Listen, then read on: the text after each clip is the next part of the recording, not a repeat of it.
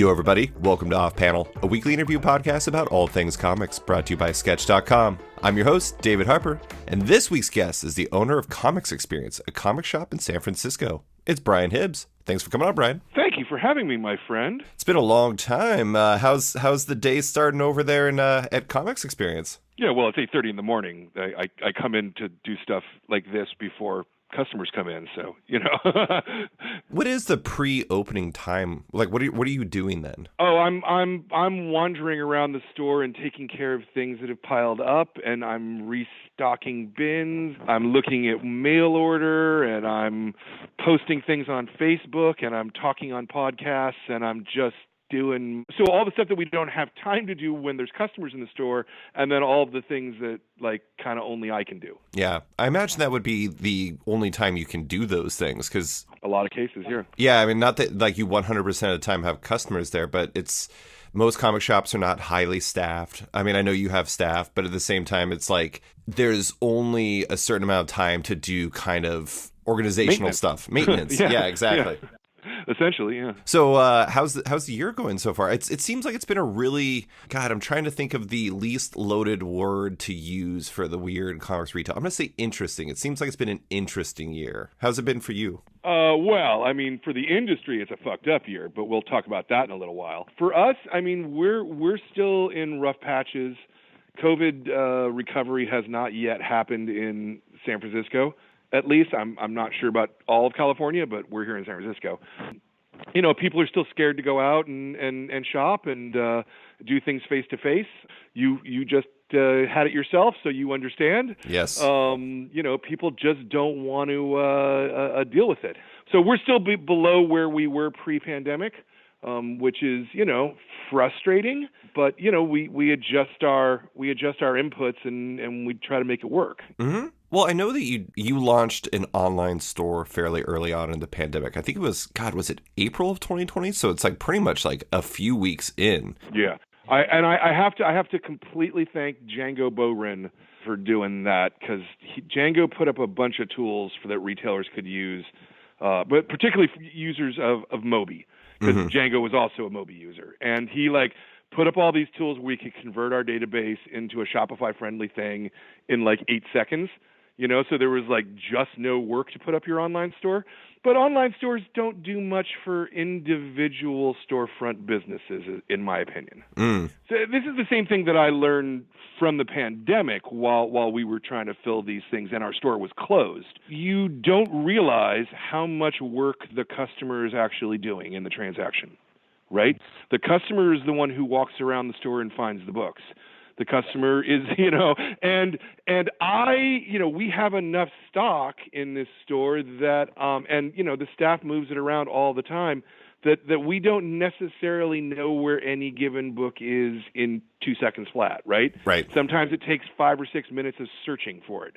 Oh, where is it? Oh, it could be in this section. Oh, no, it's by author. No, it's by alternative, or whatever, And so it's very, very, very, very, very difficult to make money as an online store when you're a physical store, because they're set up differently, right? If you're a physical store, if you're an online store, you're going to set up your shelves and your rack units to make it easy to fill orders. Right? Mm-hmm. So everything will be in completely strict alphabetical order, or whatever system you decide to use, right? But a physical store isn't like that at all, right? Well, I mean, it can be, but I don't think it's a good physical store, Yeah. We rack by genre and by creator and by little call-out sections and what the staff wants. And so it's not, that was a really long answer, but it's not as easy as it seems. No. I mean, I totally get it. I mean, one has to be based purely on efficiency of finding that very specific product for the purpose of packaging. The other one has to be built on basically curating an experience for browsing. Exactly. Yeah. It's interesting because I have a retailer feature that's going up today, and Jared Milan from OK Comics in Leeds, he's not in the same situation, but he said I don't believe he has an online store in the same capacity. But one thing he said that is interesting is some of his regulars, his customers that would normally come in still aren't coming in. And the big difference there the thing you're missing in that I think people don't realize is they're still getting their standing orders via mail order. They're still getting shipped their like pull lists and stuff like that. But that means you're only getting the minimum. You're never getting those additional sales. You're never getting like, oh, I want to get the new Bone Orchard mythos book. I forgot the Passageway. That seems cool. You don't pick up those kind of impulse purchases, which, to be honest, right. I'm a comic fan. I do that all the time. And when you lose out on those, that can be a pretty big loss. Exactly. And those tend to be the books, I think, that you tend to go a little deeper on as a retailer. You know, the things that are interesting and artsy and they feel good to you, and someone might want this, but it takes people coming in the store and walking around and shopping and being exposed to new things. You know, the average comic book shop customer, which is probably this statement will probably be a shock to the people who listen to this podcast, but the average comic book shopper does not look on the internet about comic books. What? Their entire knowledge about comic books is when they walk in the door of a comic book store. Yeah, I do think that is an issue with comic fans in general, is we have a tendency of being pretty myopic about how we look at this stuff, in that we think that our experience is everyone's experience. And I've been in the shop with plenty of people who are interested in comics that do not know comics, and they're just like overwhelmed. It's just immediately massive eyes, like, where am I supposed to start? And I'm like, I don't know, the beginning. Yeah, exactly. David, I'll say I'll go beyond comic shops. I mean, I think that for sure is the myopic problem with America. Yeah. And, maybe the whole world, maybe. I only know enough about America to make that statement, but, it's the same problem. We don't listen to each other. We don't know what each other's situations are, and we judge based upon where we are. When you're a retailer, though, like, our dollars and cents literally has to work, right? If the math doesn't work, we go out of business. My big fear today in 2022 is that we broke the math. Right. That unless you do business in a really, really, really particular way, it's very, very difficult to make money selling periodical comics anymore. That might even be a generous statement. It might be impossible to make money selling periodical comics as a retailer anymore because of things that have changed backstage. Yeah, we'll get to that, but I did want to bring up one thing. It is interesting what you said, because it's like there's maybe the opportunities for like the periodical store kind of narrowing. Like it's like you need to kind of fit into one specific plan or something like that. But one thing that, we were talking about an online store. I'm also doing a piece on kind of mail order and how some shops have embraced that in like the online store environment in because of necessity, but also because it's ultimately proved to be fruitful for them. In some shops I've talked to, and I'm not talking about like DCBS or something like that. I'm talking like Austin Books and Comics. Like they embraced, they signed up with Comic Hub, and they ended up doing an online store, and they've done really well for themselves doing that. They have customers in all 50 states, they said, now. And that's a story that I've heard multiple times from multiple shops. And then, you look at somebody like Third Eye. Third Eye is obviously anomalous, but like they have I was on Facebook last night and I started getting inundated with their key and back issue sales Facebook group. And, I saw something like Pulp 716 like a couple of weeks ago, who was talking about the fact that they don't do basically back issues anymore. They don't do, above cover price variants, and they're thriving with that. Like they're doing better numbers than ever. And I do think it's interesting. Like that's one of the things that has struck me, and maybe it's always been the case. I know that, no comic shop has ever been the same as the next comic shop to it. Which is its strength of the market, I think. Yes, I agree. I agree with that. But it does feel like, while that's always been the case, it feels like there are more paths towards success than before, which is interesting because it kind of sounds like that's the opposite of your perspective. Well, so no. So it's not the opposite of my perspective because I would say we've found a specific niche that works really well for us, and that's our graphic novel clubs. Right? That's the thing that's literally keeping us alive and making us work, and the math on it's great, and it's terrific. But it's not replicable in 50 other stores. Right? Because the reason that it works for us is because of very specific reasons and very specific things that we've done. The reason that the other couple of examples that you named work, I believe, are because of specific things about those specific businesses and where they want and how they want to put their focus, right? But it's not like there's a plug-and-play menu where you can go, okay, if I do a online store and then I do this and I do that, then success, right? It's the underpants gnome thing, right? Step 1's really clear. Step 3, the goal is really clear, but step 2 of how you get there is a goddamn fucking mystery. Yeah. Is it kind of like breaking into the old thing that I've always heard about breaking into comics as a creator is basically it's like once you find that one path in, that path covers up. It's like you can't use that path again. Yeah, pretty much, yeah. Well, I mean, not 100%, obviously, you know, but I think your ability to use those specific channels depends on what your individual circumstances are. You know, I mean, I can talk a lot about math of comics because I think about the math of comics a whole goddamn lot, especially retail. But I also know that my math is specific to me being in San Francisco, which has extraordinarily high rents, which has extraordinarily high wage floor. Not that I'm not even paying people enough, but it's very, very, very, very difficult to do business here where I am. Where it's less difficult to do business, you can still do business in any number of ways, you know. I hear a lot of retailers say that the easiest path for them is like collectibles and older back issues and dealing in older back issues where they can, you know, you can invest $1 and you can make $5 back doing that. And yes, that's possible, but you need square footage in your store. You need cheap rent. You need relatively cheap labor to make that work. In a lot of places, that just doesn't work. And so you've got to find other paths. Yeah, you need to have bought the building a long time ago, like Chuck Rosansky. Right? Yeah. No. Exactly. If you own your property and all you're paying is property tax, you're probably in a pretty gold position. You know. But let's assume that the vast majority of comic shops, you know, are paying rent on a month-to-month basis. I would say the vast majority. I want to ask you a dumb question because this is me from Anchorage, Alaska, not knowing how this works. Okay, so San Francisco has a fair amount of shops. I know Comics Outpost just closed back in March, I believe it was. Yep. So that's one fewer.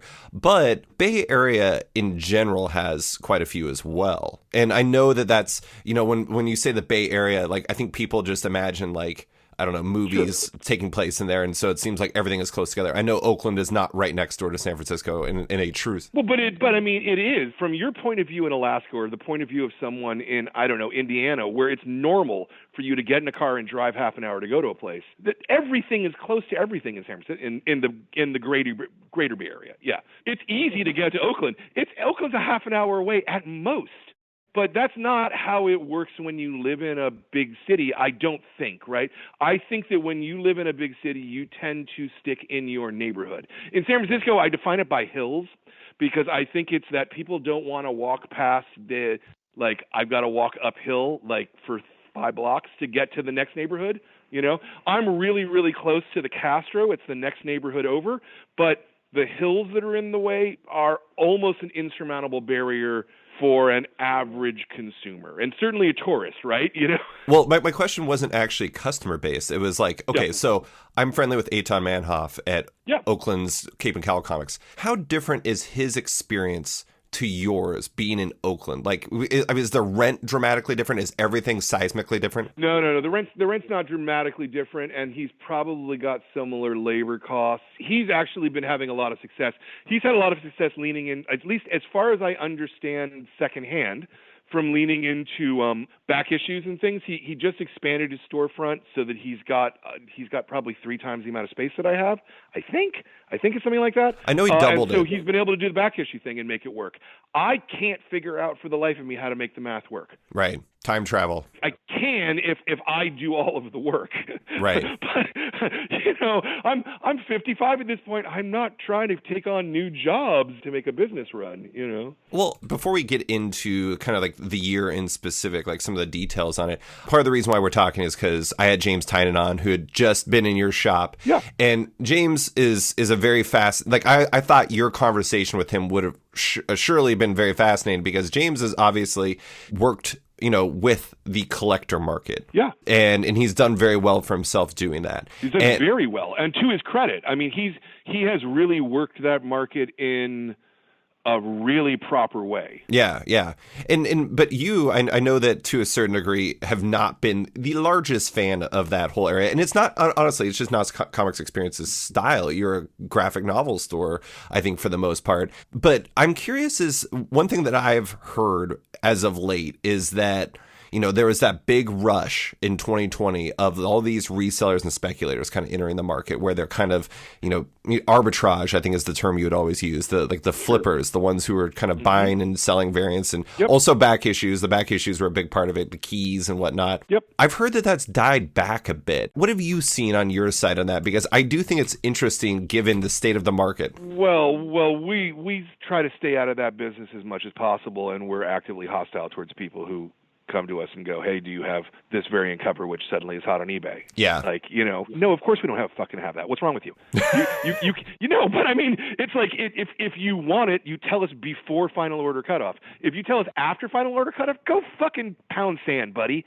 You're not a customer at that point. You're just someone trying to take advantage of the system, There's still a lot of opportunity to take advantage of the system, though. Yeah. I think the latest one is, I don't know, I think 8 billion genies. Genies, yeah. Right? Like it's a $25, $30 book now, So random. It just got an Amazon deal. That's it. Right, sure, yeah. Like it's all bullshit and based on nonsense, and there's nothing wrong with that if that's a business that you want to be in and that's a business model that you want to do.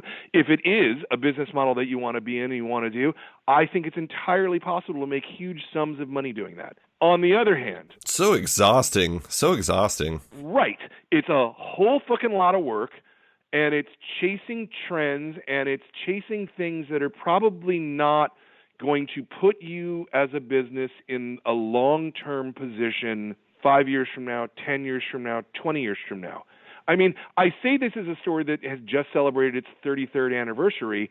I care what happens 5 years from now. It matters a whole goddamn lot to me.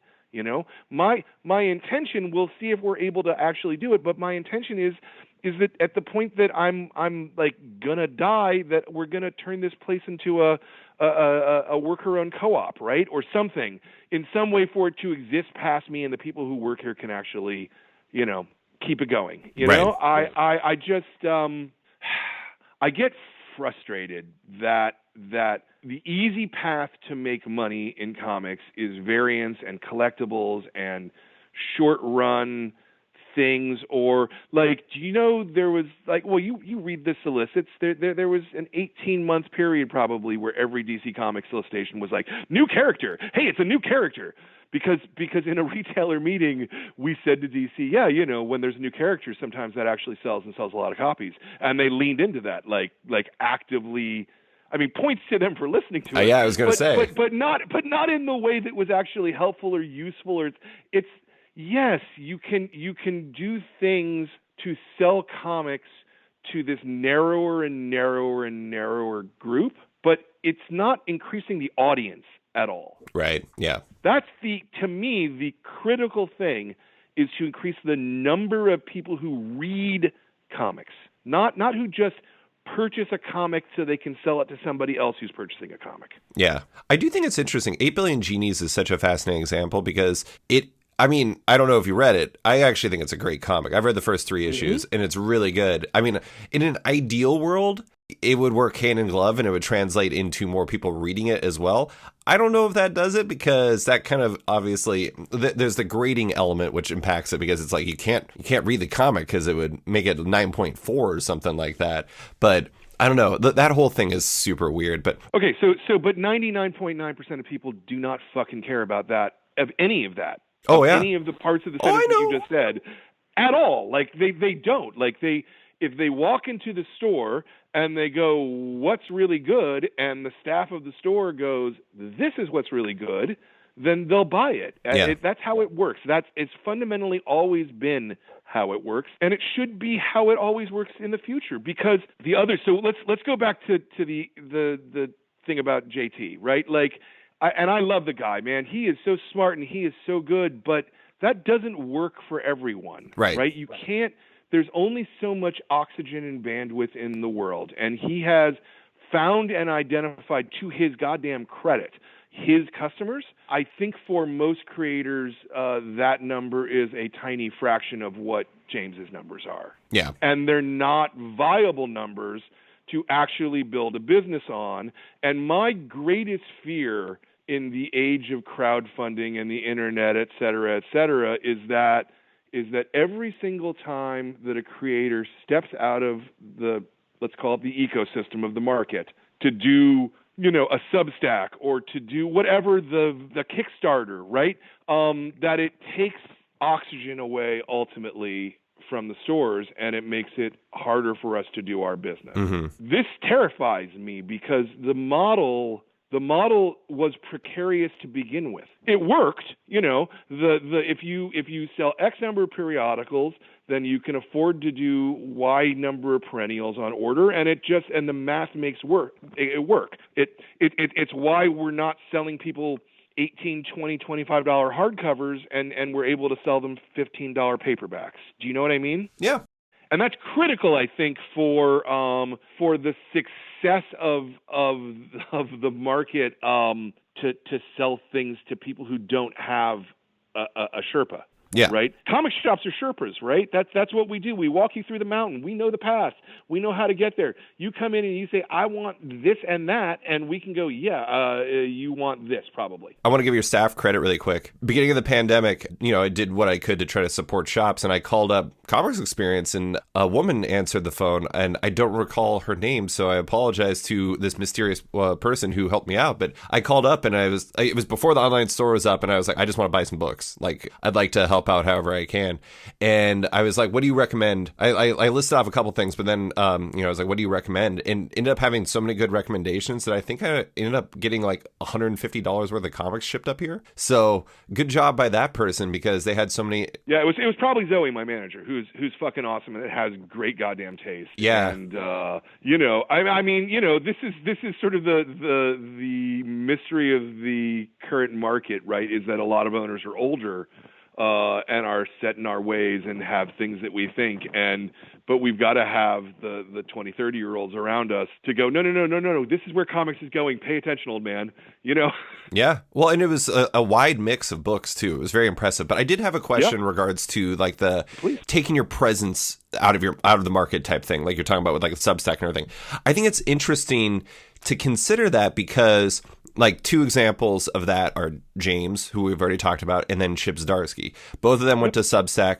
But the interesting thing is they went to Substack, but Chip kept writing Devil's Reign and Daredevil and all that stuff. He's writing Batman now. He's doing all kinds of stuff. He is a very busy man.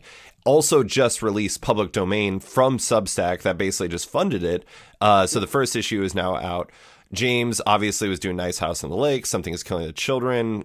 I always forget the name. House of Slaughter, Department of Truth, et cetera, and then just came out The Closet over at Image from Substack. Yep. Do you think that those Kickstarter projects and those Substack projects, those aren't really taking those creators out of circulation, though, are they? I mean, it seems to me that they're still doing what they're doing. They're just adding more because now they have funding. Sure. And I will absolutely agree with you.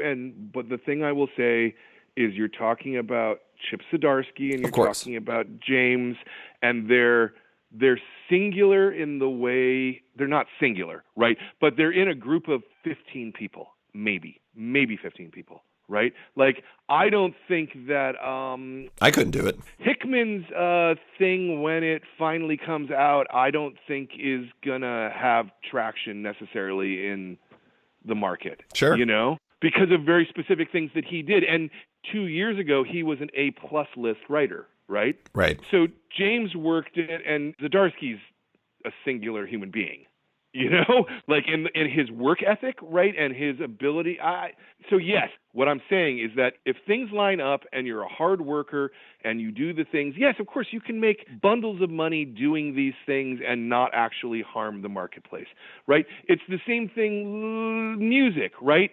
There's 20 artists, 50 artists who make money making music. Every other artist has to make money some other way. Yeah. Right? I don't know how they do all this stuff. It's so much. I'm like exhausted thinking about Chip's workload. Right. And that's like a whole different world that, I also comics. I mean, everybody who does comics, I'm so impressed with these people who sit there for 6 and 8 hours a day drawing shit. I could never do that. I could never do that in a million billion years.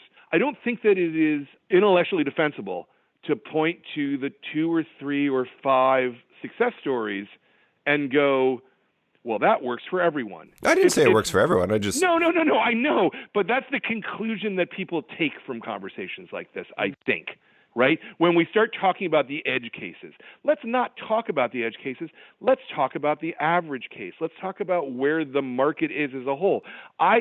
I firmly believe, as someone who interviews new graphic novel artists all the time, that most of the new graphic novels that come out will probably not earn back their advance. And even if they do earn back their advance was not much more than minimum wage, right? And certainly, and certainly not California minimum wage. I mean, federal minimum wage. Right. I mean, the thing that always strikes me about your book scan report you do each year is, amongst all of the other really interesting numbers, of course, but is the one where it's like the average book sold something. I remember, I think 2 years ago, it was 660 copies. Yep. And, obviously, I mean, that's average. That's in the long tail. 40,000, or whatever. It's a really large number of books. But no one should ever go, Raina and Dave Pilkey do this, so therefore, there is no therefore after that. Mm-hmm. The top 5 authors are in a world so different than ours that you can't compare them. Raina's a great person. Dave's a great person. I'm not saying anything about anything other than let's not sell a narrative that is obviously false. I'm pretty sure if I just made a kid's graphic novel, it would sell 1.8 million copies, like Dogman. Right? Yeah. No. Exactly. And so this is why I feel, as a participant in it, but that's why I feel that the direct market is really critical for a lot of comics, right? Because we're able to amortize the cost of creation of the work against the serialization of the work. Mm-hmm. Even if the serialization loses a little bit of money, it loses less money than no serialization, right? And so it makes it feasible for creators to do things that they own and they control and they fully profit from in a way that's, how do I put this, correct and right and trackable and real. We can look at like Lore Olympus or Hooky as like, sure, if you go and do things on these free websites that put up your webcomics, and then you can make a whole goddamn lot of money as a print object. But the other 99% of creators who make $0 of any kind from putting their work up on those sites, it's all fucked up, right? Yeah. Look, I have a YouTube channel, which I think you've seen it. It's filled with really fucking good content, right? Yeah. Serious, genuine, real content about comics and making comics. We've been there for 7 years now. We have some major interviews, and I've yet to make 1 cent from it from YouTube. Got to do more omnibus reviews. Right? I don't understand why people love omnibus reviews or whatever. Like, it always seems like there's channels that are just like, look at this new omnibus. I'm like, I don't want to. I don't even want to touch an omnibus. I hate omnibuses. Omnibuy, whatever. Yeah, no, I believe me. My actual point is if you can't monetize the thing that you want to do without changing it for the system is almost certainly broken. Brian, you're going to give me hives talking about this. I crowdfund everything I do. This is, I'm getting anxiety right now. How dare you? Okay.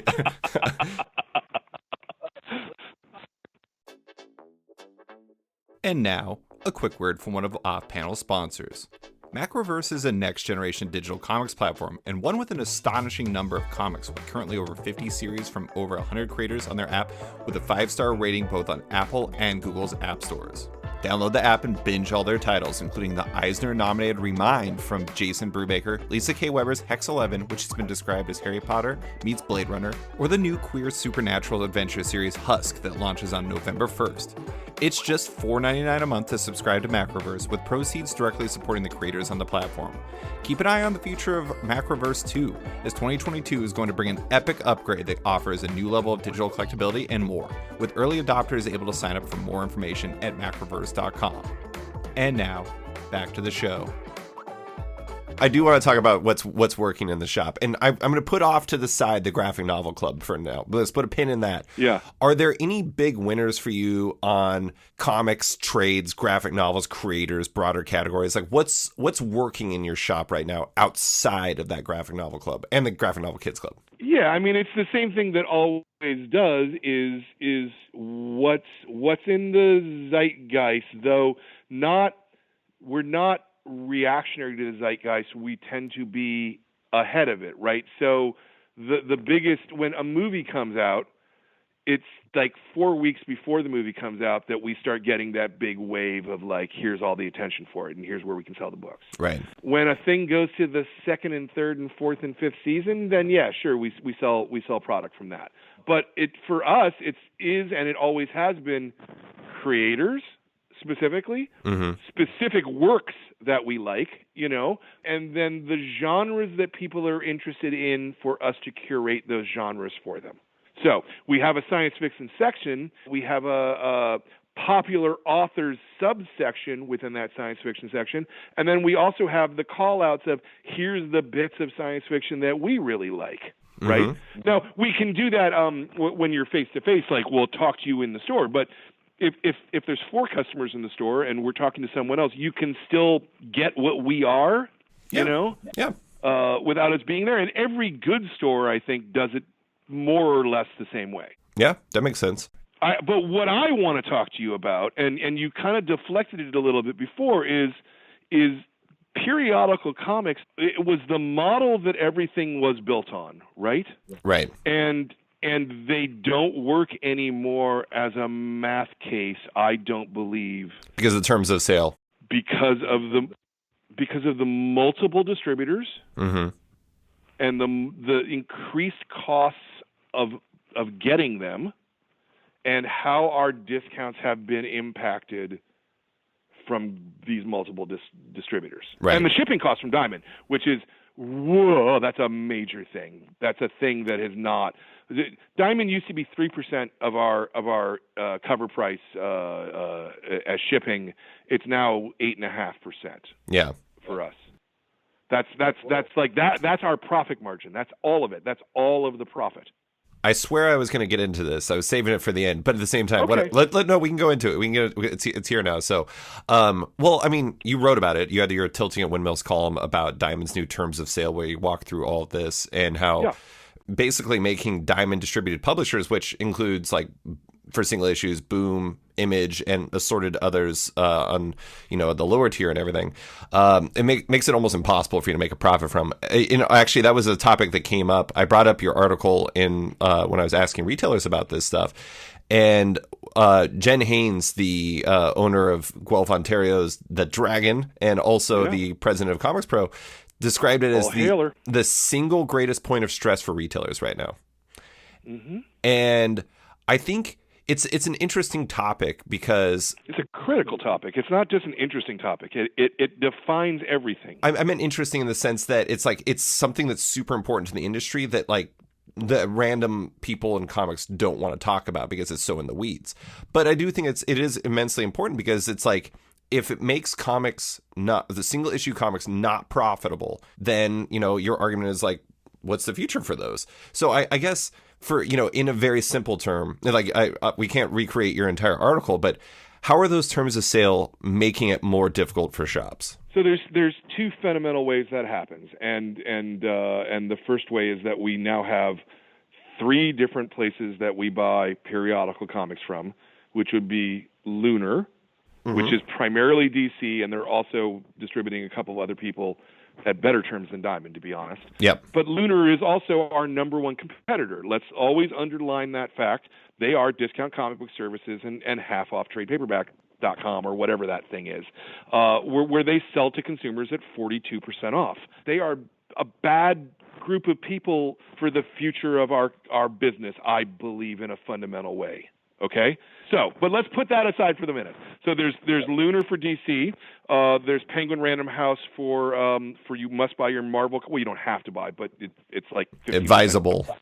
It's advisable for Marvel and IDW, and then there's Diamond Comics for sure for Image, Boom, and Dynamite. Those are and Dark Horse those are their 4 exclusive publishers. But effectively, if you want to buy periodical comics, you must buy them from Diamond, right? Because nobody else is selling them.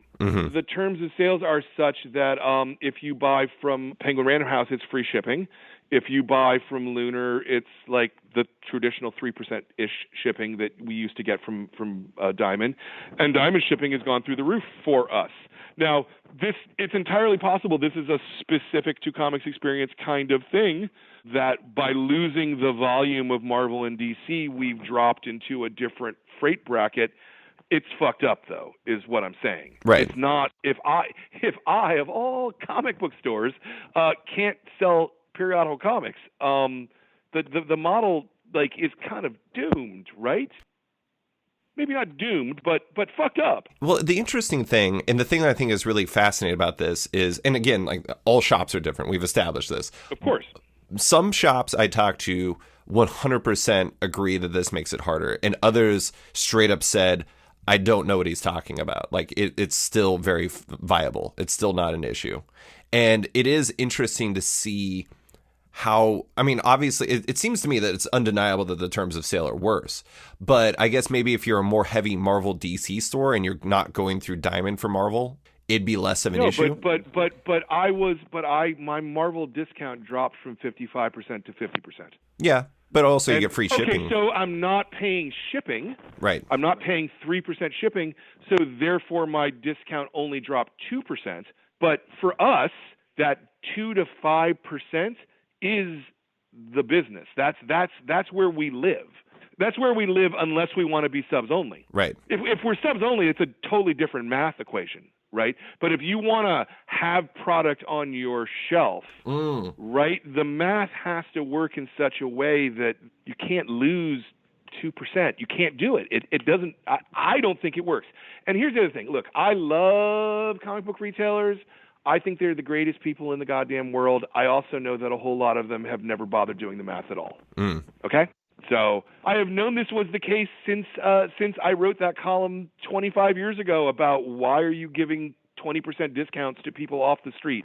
What the fuck is wrong with you? Right. Here's how many more comics you have to sell just for doing that. What the fuck is wrong with you? And a whole lot of retailers like, what? What do you mean? Yeah. Right? This is an industry. This is an industry, let's remember, that thought it made sense for us to pay, air freight rates to get comics into a marketplace 24 hours before the competition. Mm-hmm. I don't know. I don't think these retailers that are saying it's not an issue for them are not doing the math. I think that's an easy way to say that, that they're wrong. But I don't know if that's necessarily true. I don't know that it's necessarily true either, my friend. I'm just saying that without me looking at their math to see how this works, my instincts and my experience say that doesn't make sense to me. Is it possible? So, just listening to you talk about it, is it possible that part of the reason, why a shop wouldn't have the same issue is that they're ordering for exactly what they sell as opposed to ordering for growth? Sure. Another way that it would make a lot of sense if it was someone who runs a store, and these are a lot of the stores that we're talking about that don't necessarily have staff, right? Where it's just them, they're the only one they have to pay. Sure. Or who live in places where the rent is not egregious, and they can do the square footage to make the things work. I know multiple retailers who the reason they own a comic book store is because they have a significant other who pays all the bills. Right. And some of my favorite stores, okay, I'm not saying anything bad about those people in any way, shape, or form. I think that if you have to earn your dollar to pay the rent, to pay the staff, to not have to be in the store 7 days a week. I work 7 days a week, but at least I'm not in the goddamn store 7 days a week. I love my store. I wouldn't have the store if I didn't love the store. You don't live there, though. I don't want to be here 7 days a week anymore. I did that for 25 years. I'd like to be here 2 or 3 days a week, which is where I am right now, And that's what I mean, where everybody's mathematical circumstance is different. But I think that it is deadly fucking serious for the market that the average retailer has gone from getting from getting nominally 55 on Marvel and DC, and practically in cases where people were close to a Diamond warehouse, right? You didn't have to pay any shipping. You could just go there and pick it up.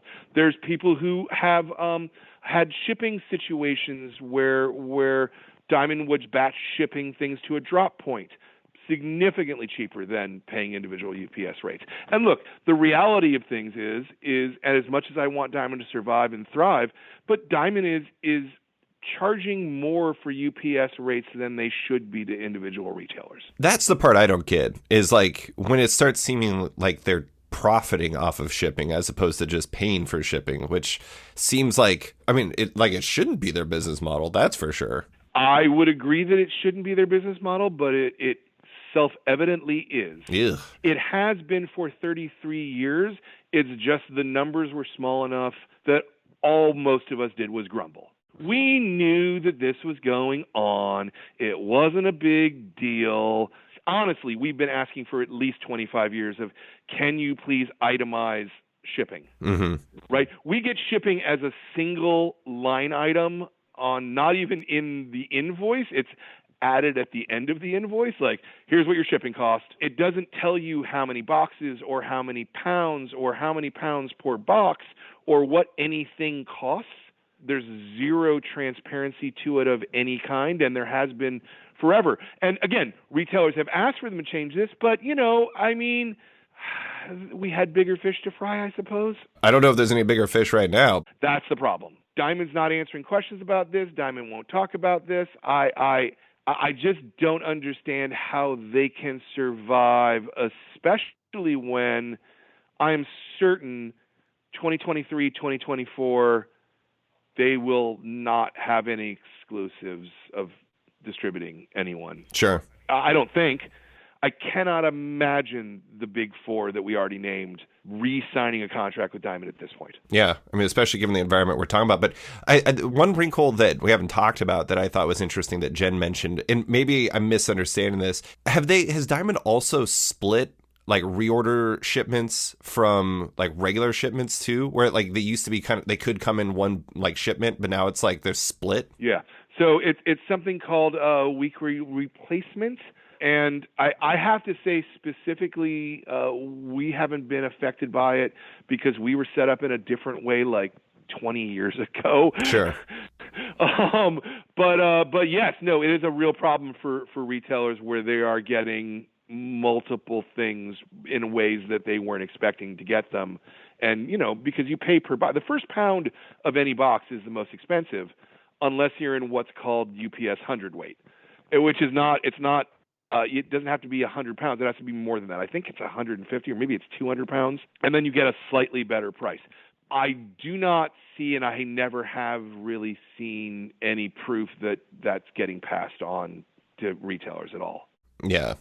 Okay, so I want to bring up one other thing from that piece, and it's in regards to, like, to me, okay, as an outsider, I look at all this, and given how Diamond has performed and how the other, like, Penguin Random House, despite all the shipping stuff, is not, they have free shipping. I mean, regardless, like you laid it out in your piece, like the math is better, it favors them. The math also favors Lunar in that regard.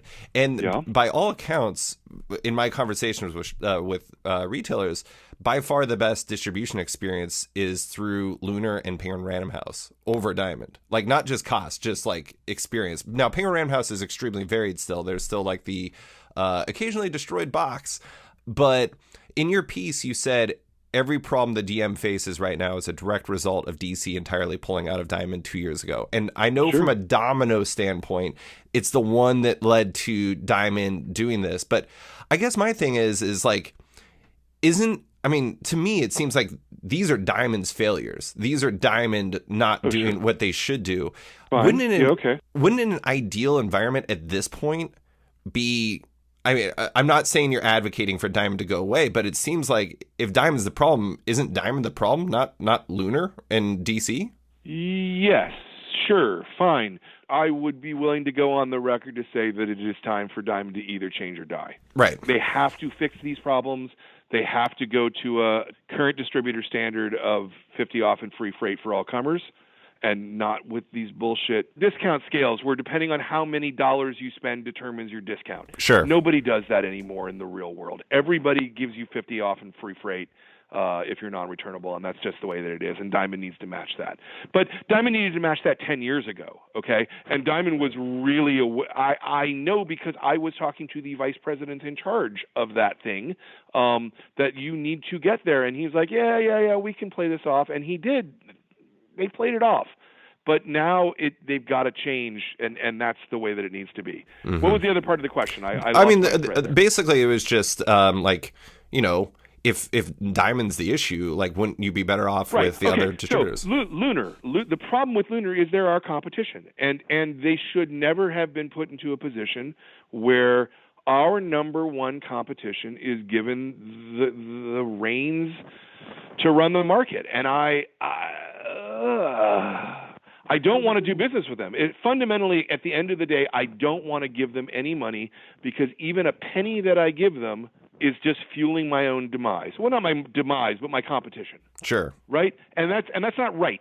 That's right. Diamond used to own stores, and then retailers rose up and complained and bitched, and he divested himself of his stores. I understand it, but to me, it's like, as an outsider, like the talking to shops, Lunar is apparently very good at what they do, and I don't know, has there been any indication that it's like harming shops that I know what you're saying. I'm not disagreeing with you, but at the same time, it's like, it doesn't seem like they're letting it impact their business as a distributor.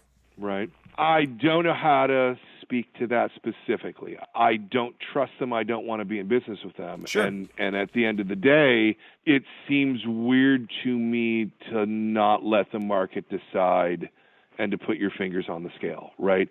I obviously think that because they have a pre-existing relationship with Penguin Random House to sell graphic novels, I've been buying my graphic novels from Penguin Random House and not from Diamond for 8 years, 9 years. I don't know. It's been a long goddamn time. Right. Because it was at better terms at the end of the day after the shipping.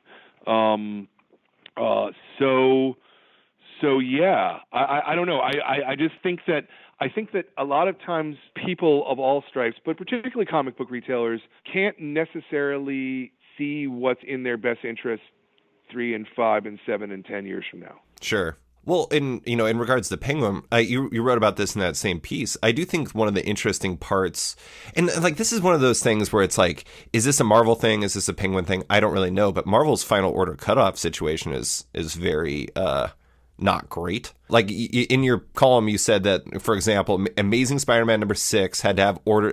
For listeners that don't know, final order cutoff is the last point where retailers can change their orders up or down before the order window closes. And Amazing Spider-Man #6 had to have orders close before 5, both of which were on cutoff before 2 was released. Yep. But this is a Marvel thing. This has literally nothing to do with Penguin Random House. Okay. So this is all about the paper shortage and supply line issues and Marvel not being able to publish the amount of comics that they thought they were going to be able to. Depending on how nice or bad you are, you can assign weight on either end of those things. I think it's a fuck up on their part, but whatever. It's not that I'm not in that position doing that job. I don't know. But I'm afraid that it's because they were looking for the cheapest possible way to publish their comics in all circumstances, saving a penny to lose a dime, Right. And they lost the dime is how I look at it. And that means the market lost all those books that were, you saw the story, I'm assuming last month, about how there were like 45 or 50 Marvel comics that had been solicited. And then they're like, all these orders are canceled. Don't order them because we can't publish. It was like a day later, I think. Yeah, it was published in the catalog. How do you not have control of your basic goddamn function? I don't know. Yeah. I mean, that's one of the things that, for listeners that are not familiar with this side of the business, they might not understand like the kind of impact with that. But I mean, naturally, as much as you want to grow, and I know you want to grow, as much as you want to grow, you can't put yourself in harm's way. And so is basically the result of that you have to aim low every time? Pretty much, right? Because if you're ordering number 5 and you don't even have number 2, okay, so your data on number 1 is bullshit data because it's number 1. Right. It's the whole reason that you restart the book to begin with, right? Is you got a whole bunch of people who are never going to buy issue 4 or 5. I mean, they're not even going to buy number 3. Let's not even go to 4 or 5, right? And so if we have to order 6 before we have data that is actually reliable, then the risk is entirely 100% on the retailer. So this would be fine if there were 25 comics published a month. There are not a week even. There are not 25 comics published a week. There's 250 comics published a week. Yeah. Right? There's not a possible way that I can stock all of those things in a non-risky fashion. And our margins are such that if we don't sell the majority of what we buy, we lose money. It's always been, every time comic shops have gone out of business, like when we look at the sort of the history of comics and the boom and the bust cycles, it's never really from them buying, too many copies of Adventures of Superman where he comes back from the dead, or Bloodshot #1, though those contribute. It's all of the smaller books that they bought too many copies of. I call it the death by 1,000 paper cuts, right? That's where stores go out of business is if you can't manage your basic goddamn inventory, because it's all math. Everything that we do ultimately is math. Now, from a business, from a consumer thing, none of what we do is math in any way, shape, or form. It's about matching content and creator to reader.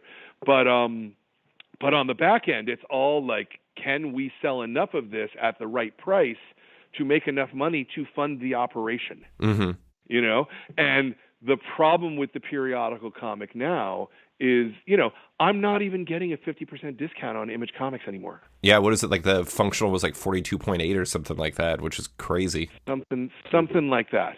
I think it was 46 point, but I'm not even able to double my money, which is the barest minimum standard. I know. So how do I carry Image Comics then as periodicals? And as paperbacks, right? They theoretically, every copy of Saga that I make is just free money for me, right? Because I already paid back my investment 5 years ago or longer, probably. On a long-standing book, on a perennial title, that's an easy game. But how do you make the money to sell the things? The reason we sell so many Saga trade paperbacks is because Saga as a serialization was a thing that we got behind and super fucking pushed. Because that's a thing where people are coming in every month looking for a thing. And it builds your business, it builds his business, it builds everybody's business. Whereas somebody who has a graphic novel that comes out once a year is almost impossible to build a market for. Unless you already have a market like Brubaker and Phillips, for example. It was a market that they had already created, right? That Brubaker and Phillips had created that market through Criminal. And, when I interviewed Ed about this, I believe that I am selling less pieces and less dollars, ultimately. Of Reckless? Yeah, of Reckless than I was of Criminal plus graphic novel. And now, a quick word from one of Off-Panel's sponsors. It's Bad Idea still. I have good news. They got back to me on a script for an ad. I also have bad news. They told me to come up with it because they're busy baking.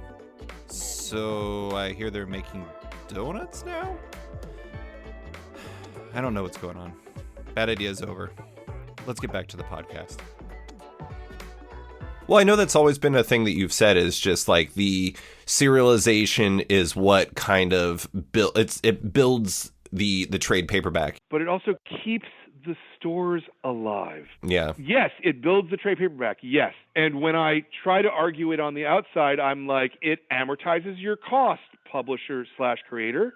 But on my side, it is literally the dollars that keep us alive and churning on a week-to-week basis, right? We need the serialization to bring customers in the store so that we can, to go back to the beginning of this conversation, give them the add-on sales.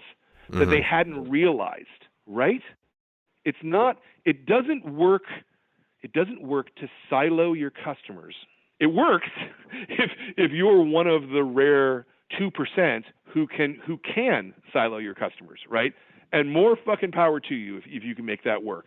And yet the rest of us, I think, are harmed in the end. I cannot go on a one-to-one thing and go, I can prove to you that I was harmed specifically in this way, that I lost this specific sale, David. Right? Like, that's not how it works. That's not how it works in the world, man. I couldn't prove to you that a sale came from any way. That's all we can do is sort of is make assessments based on our experience and our judgment, you know? And I think that ultimately taking people out of the ecosystem is bad for the ecosystem. Now, is the ecosystem good for you as a creator? Maybe it's not. And if so, then I get why you would want to break the ecosystem. But if the ecosystem works for you, to me, it's critical that you really, really, really, really support that ecosystem, you know? And look, to be completely goddamn honest, I would put JT in that he supports the ecosystem. He regularly says, buy it from your local comic shop if you can, you know? I'm not even playing. He's really, really good about that. And everybody who does that, I have no real problem with.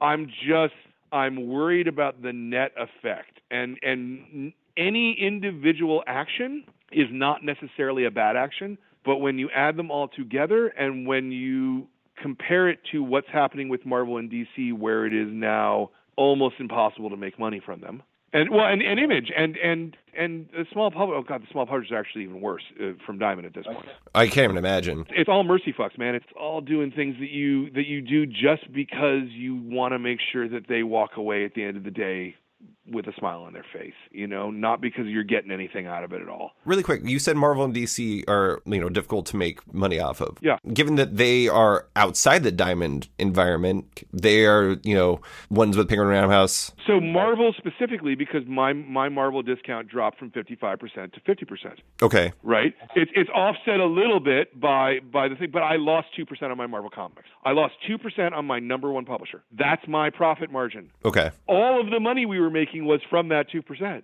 Maybe it was 3%, so maybe we're still making a little bit of money. We're not losing money on Marvel Comics, but we're not making enough money that it's worth for me to risk selling their books anymore. So, okay, I have two quick follow-ups, and they're going to work together. Do you have any idea what your graphic novel to single issue split is these days? It's probably 63, 64% at this point. It's been close to 64 for years now, though. Mm-hmm. So, okay, I feel like I know the answer to this question. I'm going to ask it anyways. Like, if you're not making money on Marvel Comics, and you're not making money on DC Comics, you're not making money on Image Comics, you're not making on any of those, and you are making money on graphic novels, and it's not working the way you want, where it's like the amortization anymore, why carry single issues at all? So, that's a thing that I've been asking myself for 6 months now, and will probably be asking myself for another 6 months. I'm seeing a lot of retailers in the Facebook groups going, I'm not carrying independent comics anymore, not because I don't want to, but because I literally can't make money doing them. The reason is because you want to have a place where the next Teenage Mutant Ninja Turtles can come, I guess. He said, picking an example that was 40 years old. But I'm going to the absolute self-published with their own money that they borrowed from their dad, right? As opposed to an Image comic, right? Because not everybody can get an Image comic. Those are totally fucking different things. And I think that unless we have room in the marketplace for an Elf Quest or a Teenage Mutant Ninja Turtles or a Bone, I think the marketplace is worse off in the end. Sure. I think. Here's the other part of it. You cannot switch your dollars 1-to-1, even 1-to-10 from, there's not a way for me to grow. So I'm at 64%, let's say, books. I can't make it 100% books. We're not going to sell, in other words, 50% more books tomorrow, right? It'd be cool if you did. Yeah, no, that would be cool. The reason that the percentage has grown over the last couple of years from 60%, let's say 60% to 64% is because periodicals are selling less, not because we're selling more books, right? There's a dollar X that we're selling, right? And we can, as a 33-year-old business, we can increase dollar X by 1.01%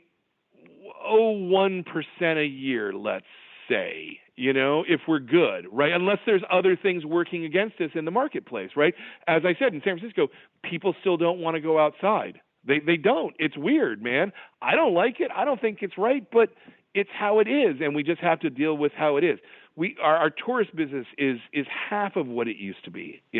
We don't have people coming into offices because of all the tech companies are telling all their people they don't have to come into offices. That means we don't have people in our neighborhoods doing the thing, right? Like the economics of life are what the economics of life are. So, one thing I think is interesting about all this, and also in my conversations with other retailers, is it really seems like perhaps more than ever. I say more than ever, and I realize I cannot encompass the totality of the existence of the direct market, but it seems like the product isn't the issue in the direct market as much as the process is. 100%. No, that would be a thing I would agree to out of the gate, man. It's so this is part of what I tried to say at the beginning of the show, right? Like when we're dealing with three places to buy a low margin item like a periodical comic, where in a best case scenario after your costs, the average store might be making 50 cents on a $4 comic. You're not making 50 cents. If you're making 50 cents, you're doing goddamn great.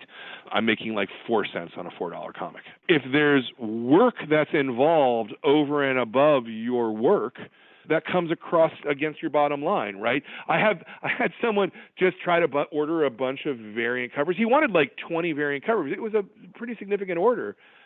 And I did the order for him, obviously, but I started looking at the math of like, how much time did I spend to try and track down each one of these books and see if each one of them is in print or not? Can I get it for them? Just at the end of the day, I lost money by helping that customer. It's good to help a customer because maybe they'll buy something else in the future that makes it all up. I'm not trying to be...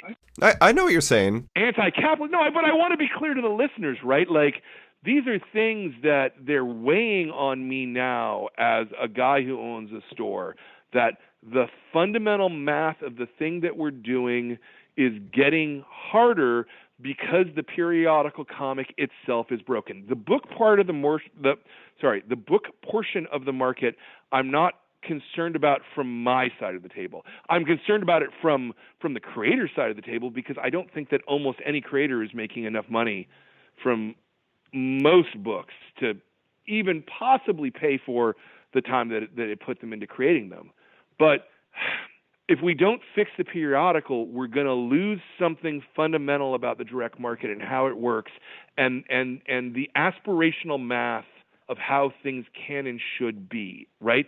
The reason that a book like Saga or Walking Dead was able to sell all of the books that they sold was because people got behind the periodical.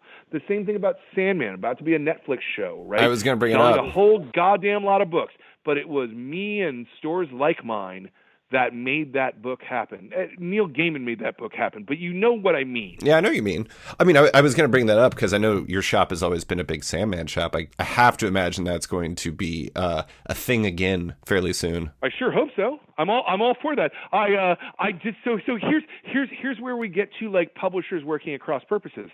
I literally cannot fathom for the life of me why DC thinks it's a good idea to scramble everything down to 4 books at whatever they are, $30 a piece, I think, as opposed to having 10 books. Oh, you're talking about the hardcover versus like trade paperbacks? No, I'm saying they put out the paperbacks in the absolute format. So there are now 4 trade paperbacks is what DC is pushing. When you look at what is DC putting out there as how they want to sell this book, it's about those 4, what used to be the absolutes, but they're now like $30 a piece for those 4 books. So it's $120 for all of Sandman, as opposed to 10 volumes at, let's call them $20 a piece, $200 for Sandman. Why would you cut the amount of money that you can make from a thing? You're not going to sell more copies than you would because people who want to read are a limited number of people to begin with. Right. I mean, great for you that you've given them a deal, but you haven't helped yourself. And more importantly, you've taken money directly out of my pocket by doing so. Because I've got to stock both formats, right? And I have to have conversations with what's the difference between this format and that format. Because I think you know, David, that the Sandman 1 through 10 are not the same thing as the Absolute 1 through 4. God, I don't know that, to be honest. Why? Yeah, so Absolute is in the order in which they were published, and the 10 paperbacks are in storyline order, essentially. The best example would be the one that's the short stories, that's all the short stories, that was from 19, 17, 25, whatever the issue numbers were, like things that were put over a period of time rather than back to back. So why would you not want it in story order? I don't understand that. Because they think that it's easier for them to sell that number of SKUs. I don't know. Yeah. I don't understand why most publishers do the thing. I don't understand why my Marvel doesn't have 90% of their backlist in print. I literally cannot figure that out. So, I do think it's interesting, and I'm not saying that DC is necessarily right in this regard, but for people who are not comic fans in a traditional sense, like the ones I know who started reading The Walking Dead because they love the show, that never read another comic before, or Invincible or whatever, they always gravitate towards the compendium in my experience. And I don't know why. I personally think that's a miserable reading experience. Sorry, Robert Kirkman. It is. It's a terrible, terrible, terrible reading experience because you miss everything that made Walking Dead the periodical, less so than Invincible, but certainly Walking Dead it's the cliffhangers. Yeah. The cliffhangers are what makes it good. It's what, you hit every 20 pages a thing where it's like, but what's going to happen next? Right. The one I really go to is Carl, right? There's that scene with Carl, and then you're like, what happens next? And then in the book, in the big book, it's like you literally turn the page and it's like, here's what happened next. Yeah. No, having that time made our hearts stop. That's what makes periodical comics good.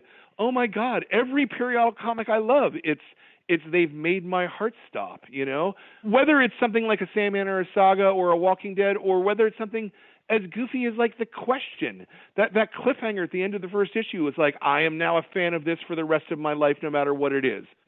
I do. I mean, honestly, I mostly just mean that I think compendiums are just too big. I prefer reading trade paperbacks. That too. Oh, sure. Great. I was going the other direction, man. I'm a purist about content, right? And content that is made to be in a way you should not make it harder to get people in the content that way. I don't know. The thing is though, so another example is I think Panini, from what I understand, released a Marvel UK version of Hawkeye by David Aja and Matt Fraction, and it was the entire series collected into one volume that was reasonably priced. And I know my pals over at Big Bang over in Dublin sold the bejesus out of that, and it was because it was all one volume.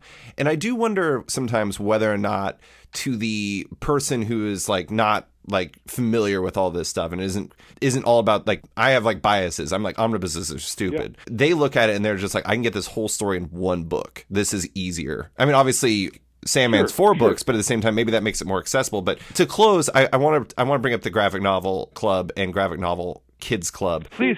I'd love to plug it. My God, I would love to plug it. They are your shining light. They're doing great. I mean, you've had amazing creators. You just had Mamo on, or the Mamo featured, and I haven't read that yet. I really need to get that book. It just looks fantastic. It's a great goddamn book, and Sass was so cool.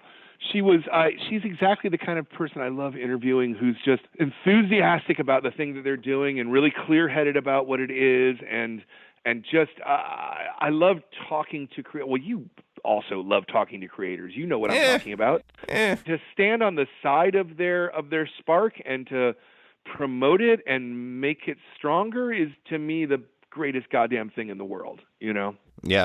So are those continuing to build? It seems like they're doing really well. Yeah. I mean, they're not building as well as they were, a year ago, but it's all good. Everything it's in the sine wave, it goes up and it goes down. It's all good. We certainly think that everybody should take a look at our graphic novel clubs, which are www.graphicnovelclub.com /start and /kids if you want the kids one. But yeah, no, I think it's a fantastic program that you're not only getting a book, but you're getting a conversation about the creator, with the creator, not about the creator, about how they made that book and what they were thinking and like what their process was and how they got to the point before they made the book. I think they're really, really vital conversations. You also get a signed book plate by all the creators for the adult club.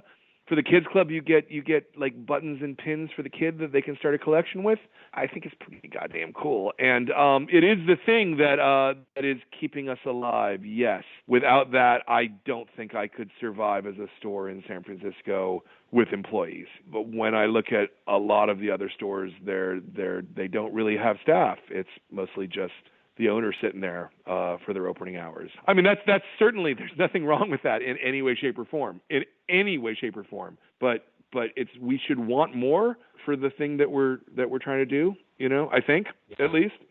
For listeners that don't know, it's basically like a book of the month club in which you get a graphic novel or a kid's graphic novel. It's a graphic novel either way, but depends on the audience. And you get that book, you get the book plate, you get access to that conversation. And if I remember correctly, basically every book that is featured in that isn't me. Like, you don't even include that in your year-end breakdown because those ones would immediately be the top seller. Oh, sure. Yeah. No, I don't count that. That would be cheating. That would be putting numbers on the scale. And the funny thing is, and this is actually the part to me that's the most amazing, is that there are more people who want the book of the month because we feature it as the book of the month than are members of the club, right? That to me was counterintuitive. I thought, well, we'll capture 90% of the demand this way, right? But no, once we put a book on those displays of this is the book that we picked, we sell a lot more copies of things that, had you asked me prior to us making it that thing, I would have said, yeah, we're going to be lucky to sell 3 copies of that in a year, Well, your number one book last year was The Good Asian Volume 1, wasn't it? Yeah. Pornsack. Yeah, absolutely. Well, he came in for a signing too, didn't he? He did. Yeah. That actually helped with that book because those copies I counted. The ones that sold that day for the signing, I counted. Yeah. Good book, though. Still, we sold a legitimately large number of copies of that because we featured it. We had a window display of that book as well. Well, So this goes back to what we were talking about with the online store earlier, though. It's like, I think things like this, both in the sense of being a part of the graphic novel club, but also having that as a thing that points to things, it just makes it easier. It makes it easier for you to be like, oh, this is clearly something of value. It's like the Oprah Book Club thing. Those were always like top sellers back in the day, or best sellers back in the day, because it was like, some people just don't know what to read. And it's like, if you have something that says you should read this book, The Good Asian, and then you read it and you're like, whoa, this is really good. It makes it a lot easier for discoverability for a lot of people. Yeah. And presumably, I was literally just telling another retailer at a different store this yesterday. If once you start establishing your bona fides, right, or bona fides, I guess. That one's always gotten me. Right, but like if you give them Good Asian and they're like, that was really good, and then you give them The Secret of Superhuman Strength, and like, wow, that was also really good. That was also really good. Whatever, I could start listing books, right? But if they get kind of 2 or 3 books in a row from you, and they're like, they trust you, dude, these guys know what they're talking about. They trust you then. And then you're building the thing that you're doing, right?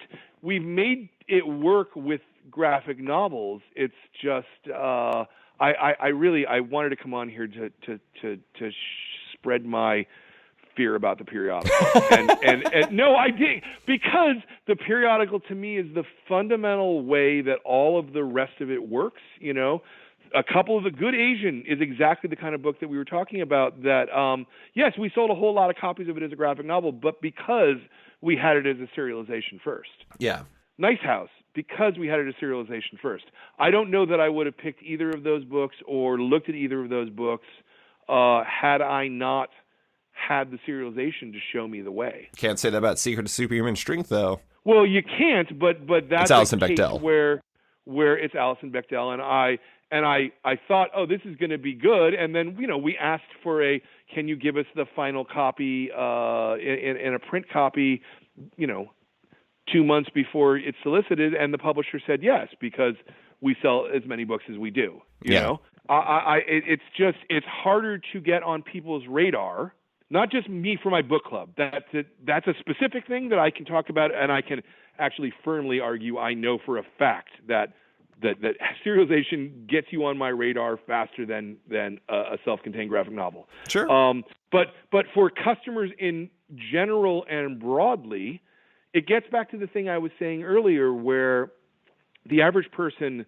who's creating content for a graphic novel can't produce more than a graphic novel a year. You know, like right now, Dave Pilkey's producing 2, maybe 3 even, and which is fucking fantastic. But that's not how almost anybody can produce work, or that publishers are going to publish in the way that they publish, you know?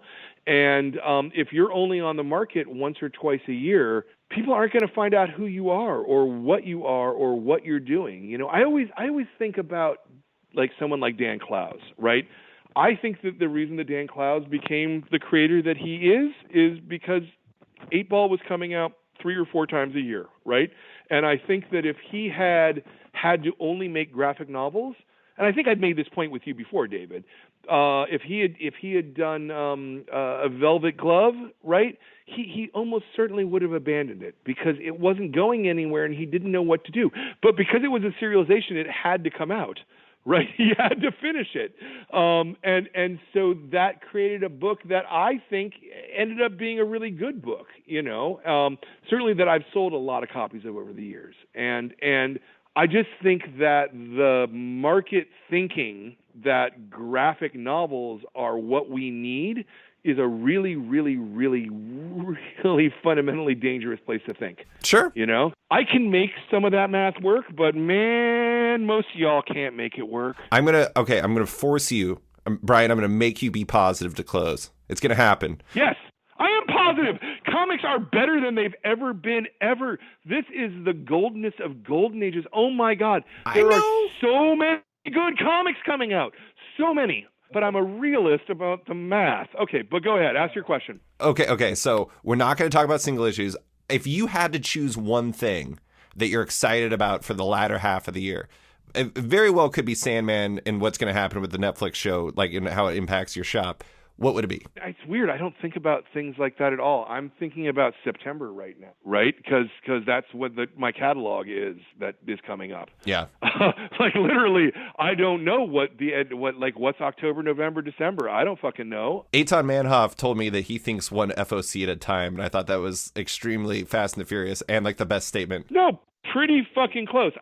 Because we do Onomatopoeia, which is the monthly sort of newsletter about the thing, I actually still think about shit in terms of books. You know, I'm also older, and I existed before there was FOC, whereas Eitan, he didn't create his store until FOC existed, as far as I remember. And so that sort of fundamentally changes the way you process it, you know.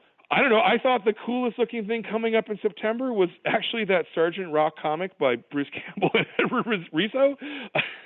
Like in terms of a comic, that looked really fucking cool to me. I want to see that. I had no idea that was a thing. Yeah, that's a thing, man. Eduardo Riso and Bruce Campbell doing a Sergeant Rock book? Right? What? Right? I'm Googling this. Yeah, it's called DC Horror: Sergeant Rock versus the Army of the Dead. Oh my God. I don't know why it's called DC Horror: because that is always... Oh, DC Horror presents Sergeant Rock versus the Army of the Dead. Oh, maybe it is. Maybe I missed the presents. It's entirely possible, yeah. But it's all kinds of fucked up and weird of how it's going to appear places, you know? So it's probably not going to sell a tenth of what it should, but that really sounds cool to me.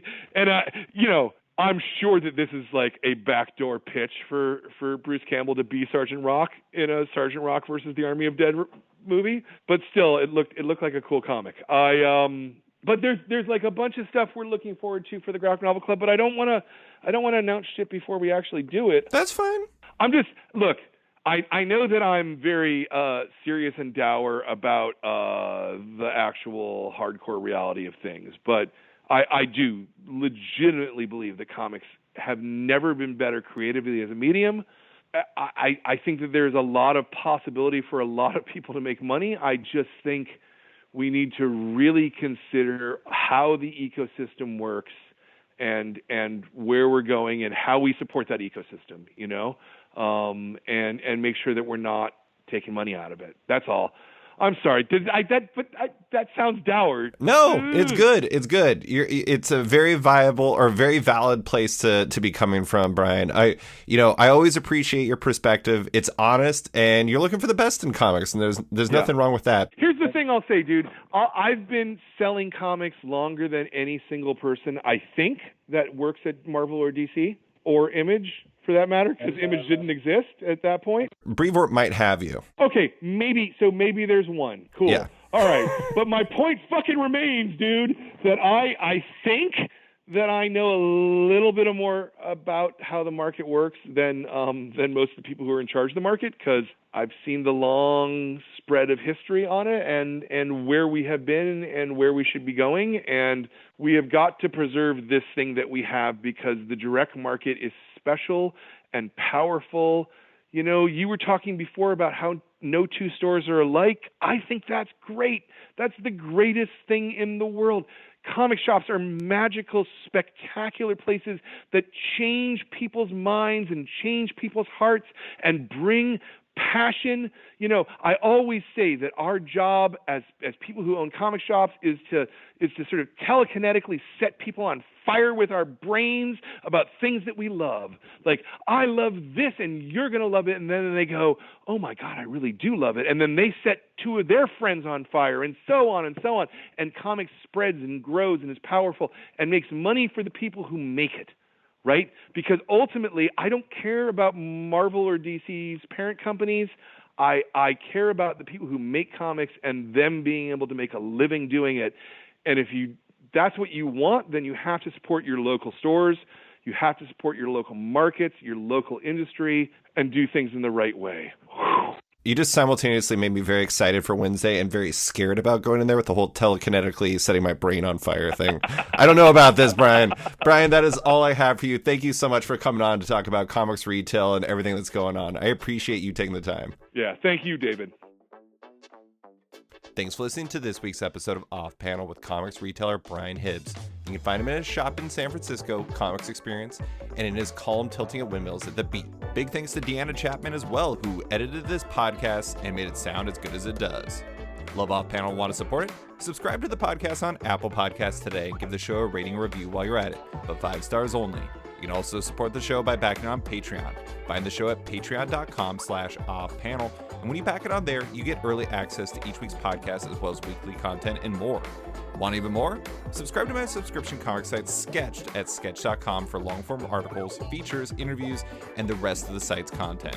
You can find Off Panel and Sketched on social media by following it on Twitter and Instagram at SketchComic or following me at SliceFriedGold.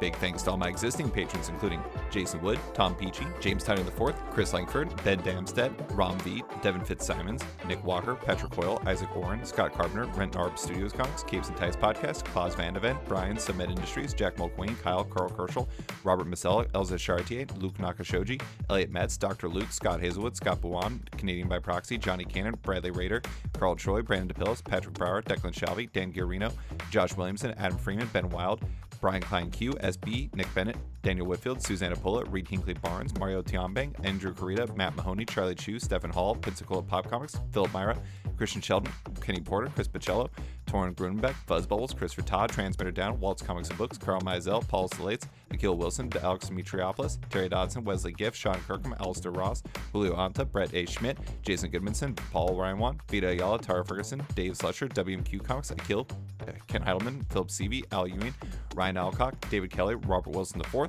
Nick Polito, Brendan Fletcher, Jonathan Nilsson, Matthew Groom, Jason Massey, Adam Bogart, Matthew Taylor, Nick Patera, Jacob Sorelli, Ford Gilmore, David Baraldi, Nick Hall, Bjorn Basin, John Hendricks, Steve Anderson, Ian Maxfield, Cliff Chang, Colin McMahon, Chris Palmer, Scott McGovern, Nathan Fairburn, Adam Highfield, Fiona Staples, Mark Abnett, Mike Murphy, Michael Shirley, Tom Barnett, Jim Demonakos, Norbert, Nick Lowe, James Kaplan, and Mission Comics and Art in San Francisco. You guys are all the best. A quick thanks to Upright T-Rex Music, who wrote and performed Off Panel's theme song just for the show. Check out their music on Spotify because it's completely delightful. Thanks for listening, and tune in next week for another episode.